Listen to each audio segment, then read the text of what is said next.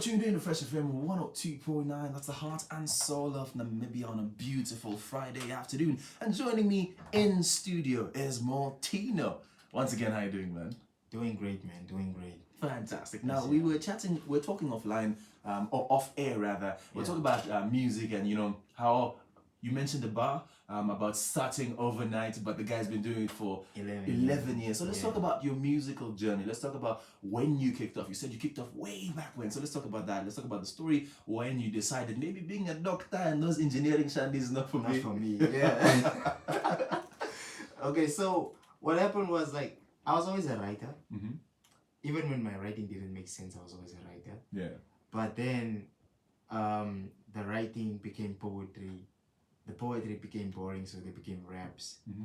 And then eventually I began looking for a studio, and I joined a group called the Young Blood back in Lutherets, where I'm from. Okay. And then we were kicking it for a while, recording with headsets. Yeah. Just with the laptop mic, bro. FL Studio. FL Studio, Cubase, Audacity.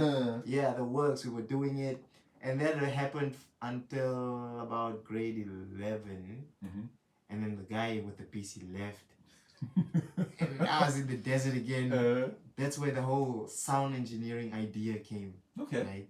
Because I had a passion for this and whatnot. So I was like, okay, now let me just go see how sound engineering. At first, I just wanted to be like a producer. Yeah. Type thing. Yeah. And then I realized, you can actually do film. You can actually do a radio. You can actually basically go into the media. Yeah. Right. Yeah. And then it basically helped me also with my music. Mm-hmm. It helped me better the quality of my mixing and all that.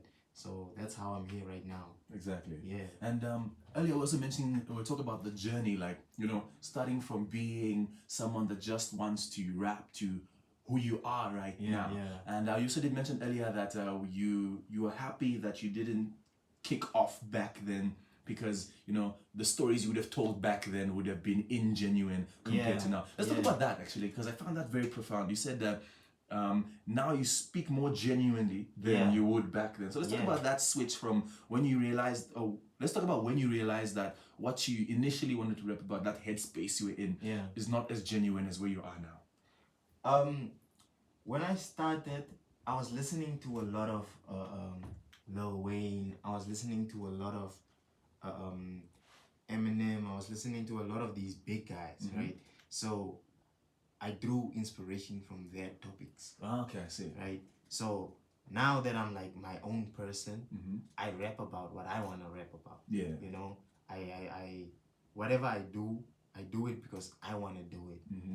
I get inspired by things that inspire me. Yeah. Right? I don't necessarily get inspired by, hey, that was a cool bar. Let me try and flip it. Let me try and, not like that. Yeah. Right? Yeah. Now I'm like, okay, no, I want to write about this.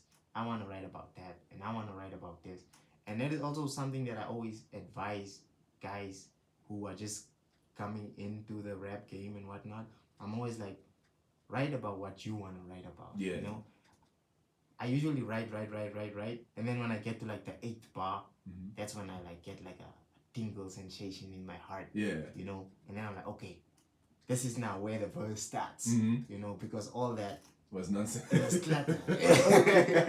Yeah, exactly. So then I just follow that feeling, and then it never leads me down the wrong path. True. I remember I was watching an interview with Eminem once, and they asked him, why do you write so much? Because Eminem writes, he's writing, he's writing. And he says, it's like digging for diamonds, Exactly. There's a lot of sand and nonsense you have to get out of the way before you find the diamond. Yeah. And that's what it's doing. You do find some gems of quality, but not as good as the diamonds. Yeah. But you have to really dig deep for those diamonds, man. Exactly.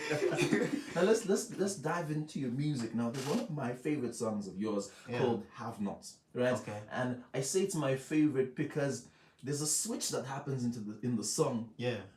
And you switch your accent. Yeah. And you're like, I'll never hide my accent from you. Yeah. Well, let's talk about that. What's the Have Nots about? And what's the inspiration behind the song? Because I really, really like this song. Okay, Have Nots was basically, it's like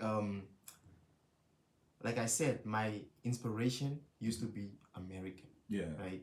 So have not is just that thing of me saying, look, whatever you hear in this project that sounds American is probably the last time you're gonna hear anything like this. Yeah. Right?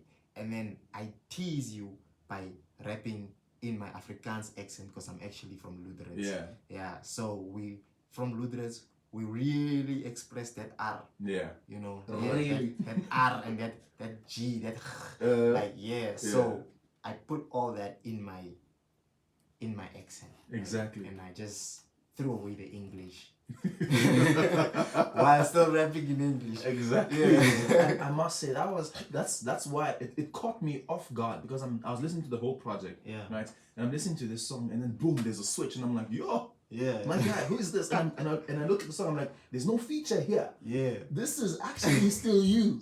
That was exceptional. Yeah. And now we did speak earlier that you do interesting things for a living. Yeah. Right. Now let's talk about those interesting things. Now you're a musician, but first of all, you're a rapper, brilliant rapper by the way. Your body of work, fantastic. You have a remix that's also out as well. That is of a really cool song by a friend of mine, Cassidy Caron. Yeah, with Cassidy. With Cassidy Caron. So we'll dive into that later. But let's look at you've been part of a movie called the Skeleton Coast movie. Yeah, I was. Let's talk about that one. Okay. Okay, one of the things I experienced at the Skeleton Coast shoot was the amount of passion that I found on set. Yeah. In comparison with the amount of passion that I've experienced just with music and with engineering as a whole. You know, you would really understand why that guy is getting 100 grand. Yeah. You know, you would, you know, you'd be like, no, it's unfair. Yeah. Why is he getting 100? You know, but the passion at the end of the day, bro, like these guys save up to buy mics that cost up to 80 grand. Sure. You know, bro, you give me 10K, I'm buying sneakers, bro. Like,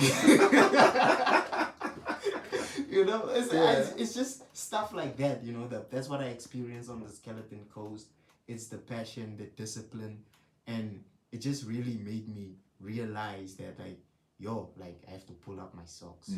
I really have to pull up my socks, and I really have to invest in myself even more. Yeah. Because this thing that I call investing in myself, this is just scratching the surface. Yeah. At this rate, I don't even want to compete with anybody locally. You know, because I've seen there. Yeah. Right?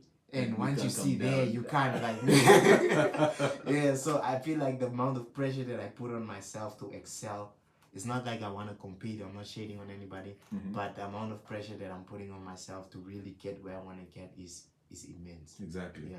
Wow, that is what I learned on Skeleton Coast. And I don't think everyone gets that, you know? Exactly. Some people go there like, oh, I had a cool experience and it's done. You know, they leave it behind and it's gone. Yeah. And you came out of there with such a profound way of thinking. Yeah. And I think that is brilliant. Now, let's quickly take a short break. We'll dive into some music and then we'll come back and talk about your upcoming single. Now, this is, ooh, I'm excited. This is last, that's Zinaliski as well as Omale. Enjoy.